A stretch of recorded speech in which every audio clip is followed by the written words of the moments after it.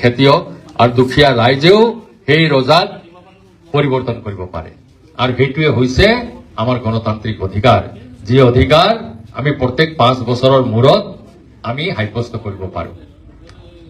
আমাৰ দেৱব্ৰত শইকীয়াই ক'লে ইয়াৰ আগতে আপোনালোকে হিতেশ্বৰ শইকীয়া ডাঙৰীয়া মুখ্যমন্ত্ৰীত্ব দেখিছে বহুবাৰ মই নাজিৰালৈ আহিছো মই সংঘৰ লগত প্ৰায় 40 বছৰ মই জড়িত আছো 40 বছৰৰ বেছি হ'ল আমাৰ তৰুণ গগৈ ডাঙৰীয়া স্বৰ্গীয় তেখেতে 15 বছৰ শাসন কৰি অসমৰ পৰা আলফা নাইকিয়া কৰিলে অসমৰ ভাঙি পৰা অৰ্থনৈতিক অৱস্থা ভাল কৰিবৰ কাৰণে চেষ্টা কৰিলে তেতিয়া চাকৰি কৰা মাষ্টৰবোৰক সুধিব চৰকাৰী চাকৰিয়ালক তেওঁলোকে ক'ব নোৱাৰে যে কোন তাৰিখে তেওঁলোকে দৰমহা পাব 1 তাৰিখে যে দৰমহা পাব সেই কথাটো দূৰৰে কথা তেওঁলোকে ক'ব পৰা নাছিলে আৰু আমাৰ যিটো ট্ৰেজাৰী মাহেকত 25 দিনে বন্ধ আছিল এনেকা এটা অৱস্থা আছিলে আপোনালোকৰ ঘৰৰ ওচৰত যি পুৰণা মাষ্টৰ আছে চৰকাৰী চাকৰিয়াল আছে সুধিলে ক'ব সেই সময়ত কোনো মানুহে ক'ব নোৱাৰে যে কেতিয়াবা এই অত্যাচাৰী সম্প্ৰদায়িক বিজেপি দলৰ নিচিনাকে মানুহৰ গণতান্ত্ৰিক অধিকাৰ খৰ্ব কৰিছে আমি স্বাধীন দেশৰ নাগৰিক আমি যিকোনো দলৰ মিটিঙত যাব পাৰো তাত আইন মতে কোনো বাধা দিব নোৱাৰে আৰু মিটিঙলৈ আহিলে কেলে বাধা দিব লাগে কিছুমানে কৈছে মোক যে আমাৰ অৰুণোদয় কাটি দিব আমুক কাটি দিব কোনেও এইবোৰ বস্তু নিজৰ বোপাইৰ ঘৰৰ পৰা দিয়া নাই এইবোৰ দুখীয়া ৰাইজৰ সৰ্বসাধাৰণ ৰাইজৰ পৰা কৰ কটাল লৈ এই টকা গোটাই আমাৰ অসমীয়াত কয় নহয় মাছৰ তেলেৰে মাছ ভজা এওঁলোকে মাছৰ তেলেৰে মাছ ভাজিছে কেনেকা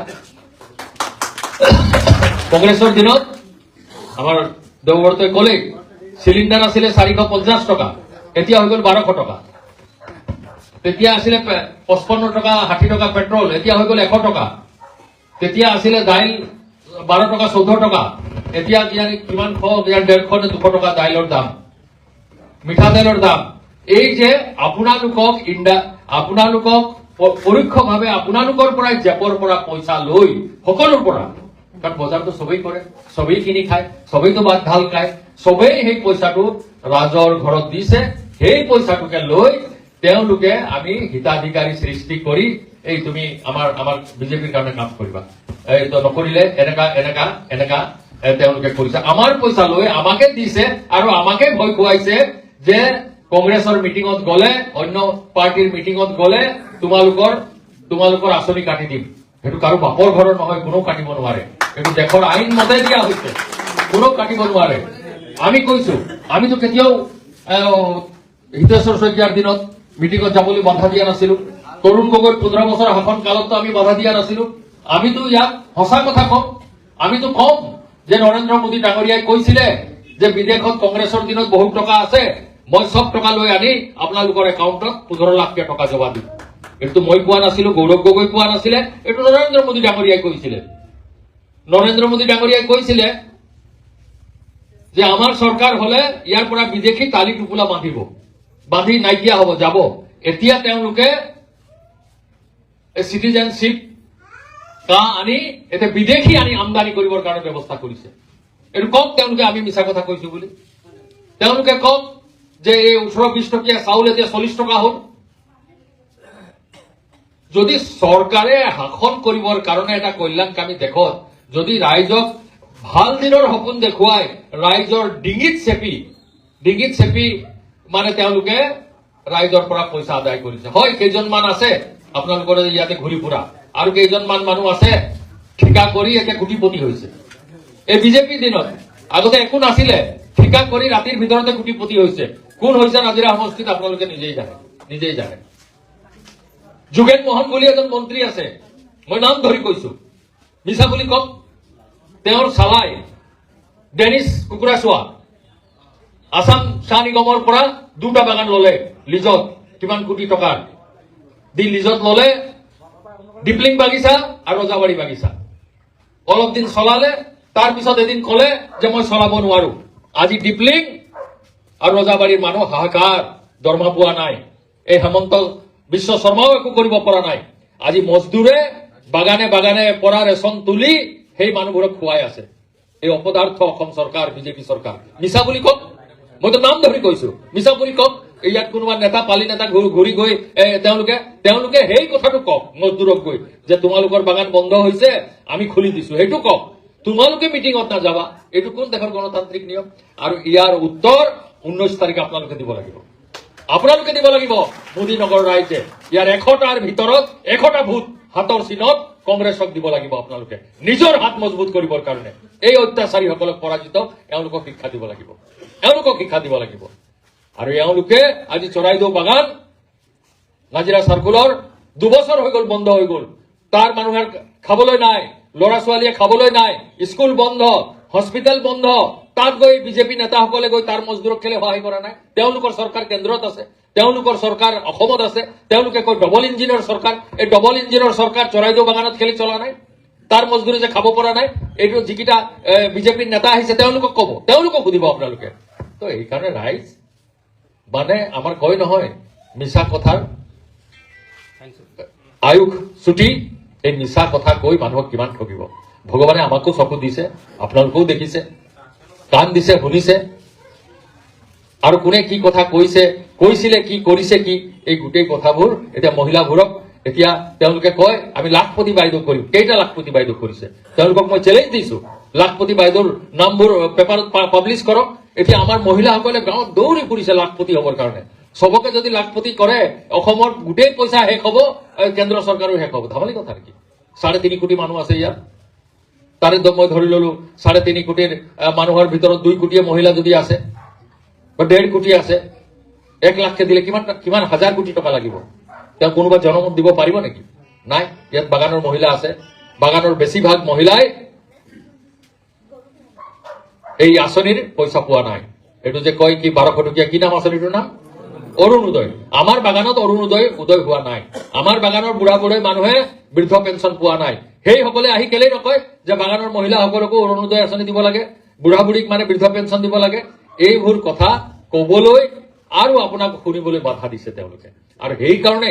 আমি গণতান্ত্ৰিকভাৱে আমি প্ৰতিবাদ কৰিব লাগিব এই ভোট দিয়াৰ অধিকাৰ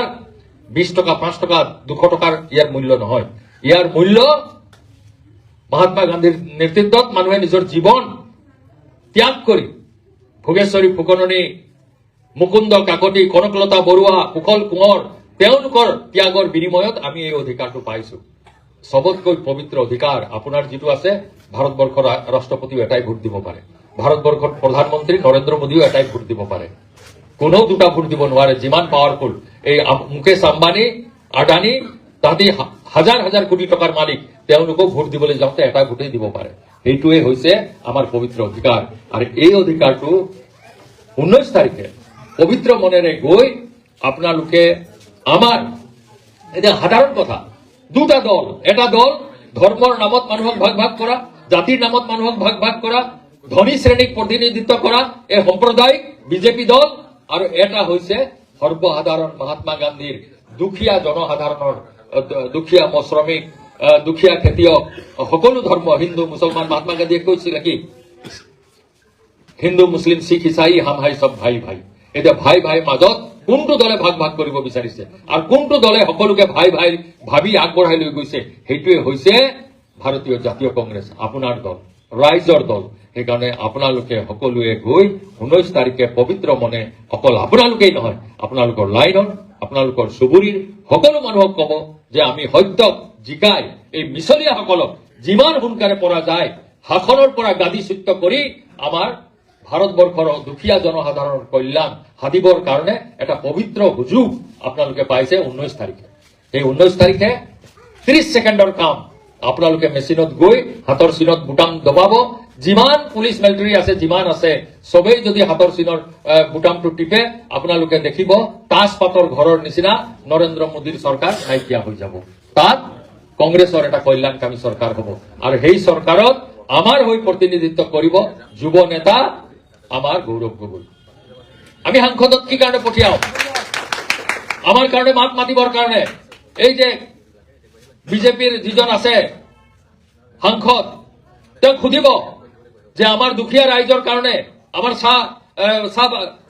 উদ্যোগৰ কাৰণে চাহ মজদুৰসকলৰ কাৰণে কোনদিনা 5 বছৰৰ ভিতৰত এদিনো মাতিছে নেকি তাক সুধিব আহিলে যে আপোনালোকৰ ৰেকৰ্ড আপুনি কৈ দিয়ক কোন তাৰিখে আমাৰ কাৰণে পাৰ্লামেণ্টত মাতিছে। আমি সেইটো পাৰ্লামেণ্টৰ ৰেকৰ্ডৰ পৰা আমি উলিয়াই চাম। এই গৌৰৱ গগৈ মাতিছে তেওঁলোকে এনেকা জুপুকা মাৰি বহি থাকে। এই গৌৰৱ গগৈয়ে সাহস কৰি আপোনালোকে যিসকলে টিভি চাইছে দেখিছে যে নৰেন্দ্ৰ মোদী অমিত শ্বাহক আঙুলি টুৱাই ৰাইজৰ হৈ তেওঁ অনাস্থা প্ৰস্তাৱ উত্থাপন কৰিছে। ইয়াতকৈ আৰু গৌৰৱৰ কথা কি হ'ব পাৰে? এইটো আমাৰ গৌৰৱৰ কথা, তাৰ নামো গৌৰৱ আৰু সি আমাৰ গৌৰৱপূৰ্ণ কাম কৰিছে। এহঁতৰ কাৰোবাৰ বাপৰ সাধ্য আছে নেকি নৰেন্দ্ৰ মোদীৰ ওচৰত গৈ দূৰকে কাঢ়িবৰ কাৰণে? আপোনালোকে দেখিব এতিয়া আহিব নহয় নৰেন্দ্ৰ মোদী, অমিত শ্বাহ, অৰুণাচল, মেঘালয়, অন্য মুখ্যমন্ত্ৰী অন্যসকলে এনেকা হাত দি হেণ্ডশেক কৰে, নমস্কাৰ কৰে। আমাৰ কিটা এনেকা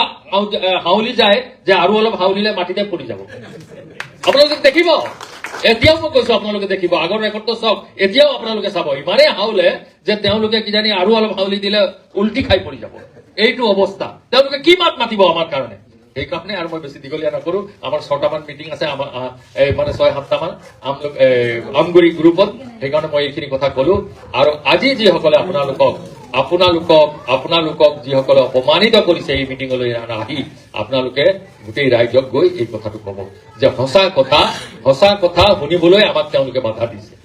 আৰু যদি আমি মিছা কথা কওঁ তেওঁলোকে কওক, আমাৰ কথাবোৰ স্পষ্টীকৰণ কওক, আমি আমুক কৰিম তামুক কৰিম। তেওঁলোকে একেবাৰে ঘোষণা কৰি দিছে যে আমি যোৰহাটত বোলে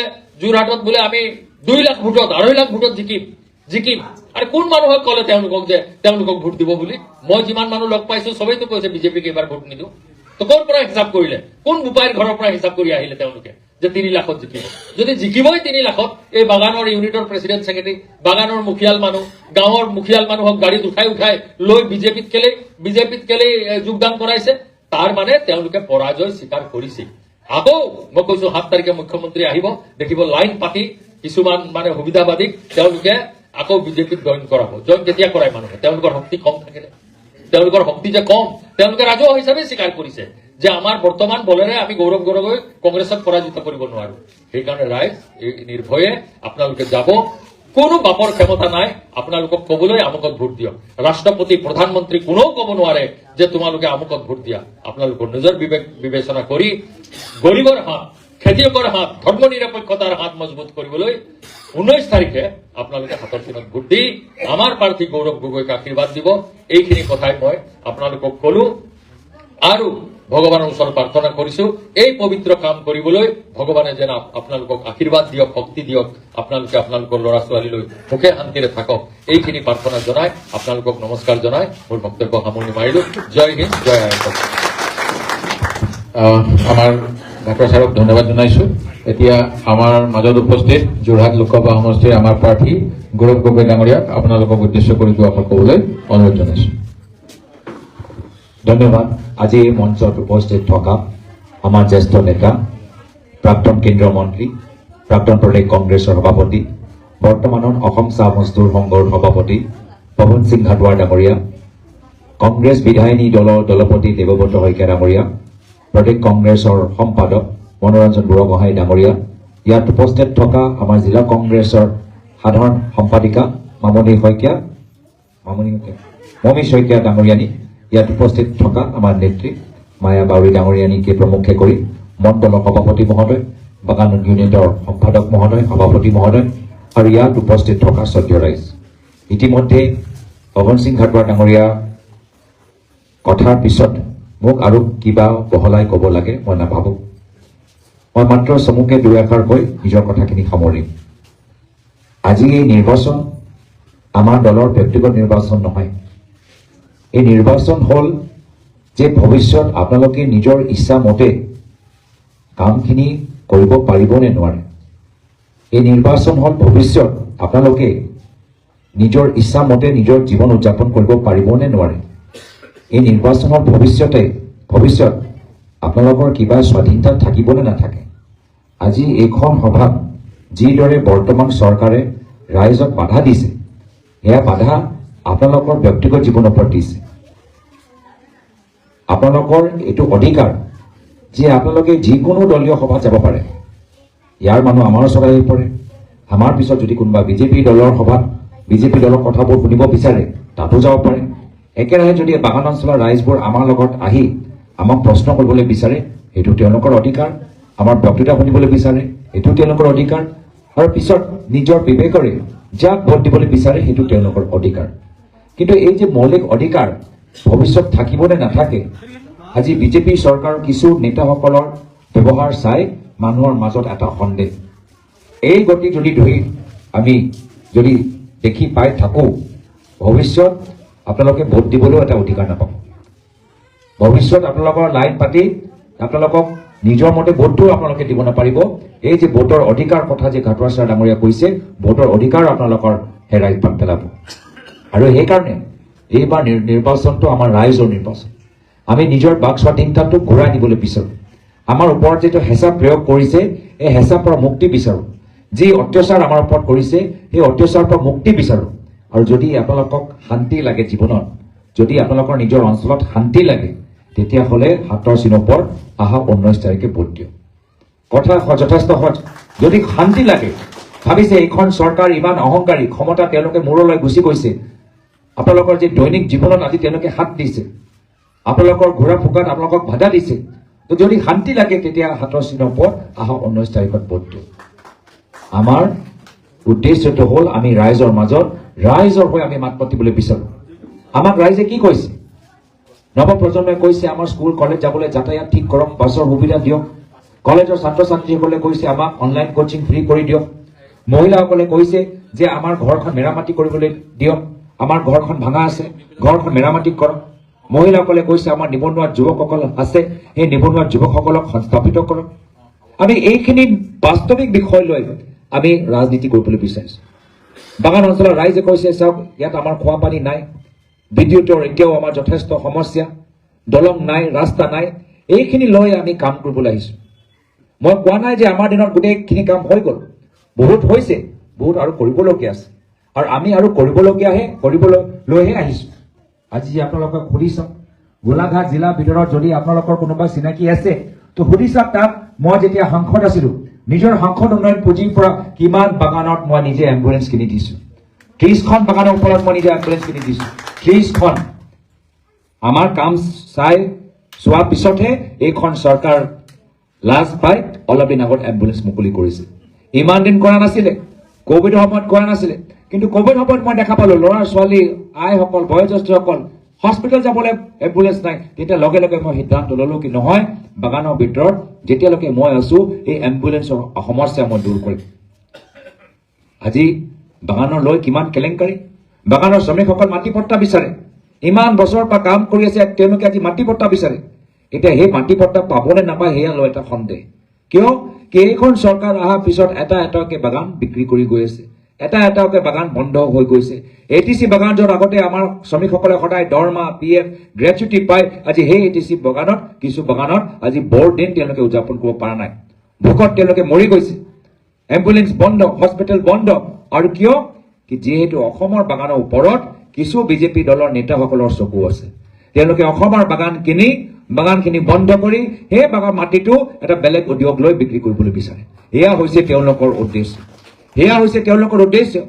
তো এনেদৰে যদি বাগান বন্ধ হয় বেলেগ উদ্যোগ লৈ পৰিণত হয় তো বাগান শ্ৰমিকসকল পাত্তাটো বাদেই দিয়ক ভূমিহীন হ'ব হাজিৰা কৰিবলৈ বাধ্য হ'ব থাকে নাথাকে আপোনালোকৰ ভৱিষ্যত এটা ডাঙৰ সংকটত এটা পৰিব এয়া লৈ আমি মাত মাতিবলৈ বিচাৰিছোঁ কোনোবাটো লাগে যে যিজনে বাগানৰ হৈ দিল্লীত মাতি মাতিব পাৰে কোনোবাটো লাগে যে যিজনে এইখন যে কেলেংকাৰীৰ বিৰুদ্ধে মাত মাতিব পাৰে আৰু সেইকাৰণে বিশেষভাৱে আমাৰ বাগানৰ যুৱক যুৱতীসকল আইসকলে কৈছে যে আমি দল নাচাওঁ এইবাৰ আমাক এটা শক্তিশালী কণ্ঠ আমাক দিল্লী সদনত লাগে আৰু সেইকাৰণে চবে কৈছে যে যোৰহাট এবাৰ আমি জিকিম চবে বিচাৰিছে যোৰহাটৰ পৰা এটা শক্তিশালী কণ্ঠ সকলে কৈছে যোৰহাট এবাৰ আমি জিকিম সৰু সৰু ল'ৰা ছোৱালী আহি কৈছে চিন্তা নকৰিব আপুনি জিকিবই সৰু সৰু ল'ৰা ছোৱালী তেওঁলোকে আহি কৈছে আপুনি জিকিবই বয়োজ্যেষ্ঠসকলে কৈছে আৰু চিন্তা কৰিবলৈ নাই তো সত্য ৰাইজ এই জয়টো আমাৰ জয় নহয় এই জয়টো হ'ব ৰাইজৰ জয় এই জয়টো হ'ব আশা কৰ্মী অংগনবাড়ী কৰ্মীসকলৰ জয় যিসকলে নিজৰ দৰমহা বৃদ্ধি হোৱাটো বিচাৰে এই জয়টো হ'ব আমাৰ যুৱকসকলৰ যিসকলে নিজৰ কলেজৰ অনুষ্ঠান আৰু উন্নত হ'বলৈ বিচাৰে এই জয়টো হ'ব বাগানৰ শ্ৰমিকসকলৰ যিসকলে নিজৰ বাগানটো সুৰক্ষিত হোৱাটো বিচাৰে সেইকাৰণে আজি সমগ্ৰ ৰাইজ ওলাই আহি আজি প্ৰচাৰত নামিছে আৰু ময়ো আপোনালোকক বিনম্ৰভাৱে অনুৰোধ কৰিছো আহা 15 দিন অলপ কষ্ট কৰি ঘৰে ঘৰে যাওক এইখিনি বাহিৰত যি হৈছে চিন্তা নকৰিব বাহিৰত তেওঁলোকে যিমানে মানুহক বাধা দিয়ক বা নিদিয়ক শেষত গৈ যদি আপোনালোকে অলপ কষ্ট কৰে এই বাগানৰ প্ৰত্যেক ৰাইজে হাতৰ চিনপত ভোট দি আমাক জয়যুক্ত কৰিব আৰু আপোনালোকৰ হাত আৰু শক্তিশালী কৰিব তো মই আৰু বিশেষ দিবলৈ ক'বলৈ বিচৰা নাই মই নিজৰ পিতৃ প্ৰয়াত মুখ্যমন্ত্ৰী তৰুণ গগৈদেৱৰ আদৰ্শ পালন কৰি ৰাইজৰ মাজত সেৱক হিচাপে থাকিবলৈ বিচাৰিছো শিক্ষা চিকিৎসা সামাজিক আমাৰ পৰম্পৰা সংস্কৃতি কলা কৃষ্টি ইয়াৰ ওপৰত কাম কৰিবলৈ বিচাৰিছো মোক আশীৰ্বাদ কৰক আৰু আহা 19 তাৰিখে ভোট দি জয়যুক্ত কৰক এইখিনি কথা কৈ মই ইয়াতে নিজৰ চমু ব্যাখ্যা সামৰিছো ধন্যবাদ জয় হিন্দ জয় আই অসম